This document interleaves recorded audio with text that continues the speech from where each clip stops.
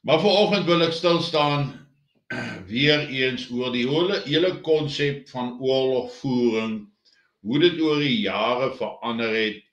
As ons nou kyk na die Eerste Wêreldoorlog, hoofsaaklik loopgraaf oorlogvoering, van loopgraaf tot loopgraaf geveg.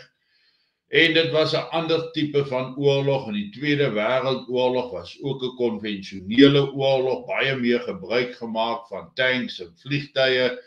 En die ontwikkeling het oor die jare gekom en afhangende van hoe die vyand homself verdedig of die opponent homself verdedig of hoe hy aanval, bepaal op die ou ende die strategie wat jy gebruik het.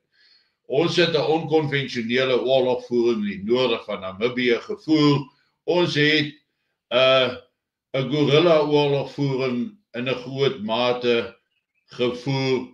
Iets wat begin is gedurende die Boereoorlog vir die eerste keer deur generaal Koos de la Rey en dan natuurlik ook Christian Beyers en die hele Christian de Wet.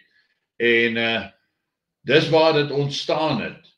En toe kom die Golfoorlog, Midde-Ooste oorlog, al die kleiner oorloë en alles raak 'n spoedoorlog waar mense met geweldige spoed inbeweeg en dit gaan oor die grondgebied te dek met spoed. En ons sien toe in die Oekraïne-Russiese oorlog, sien ons hoe 'n oorlog begin as 'n uitputtingsoorlog waar die een kant aanval en die ander kant verdedig, maar in die proses vernietig hulle opponent se toerusting.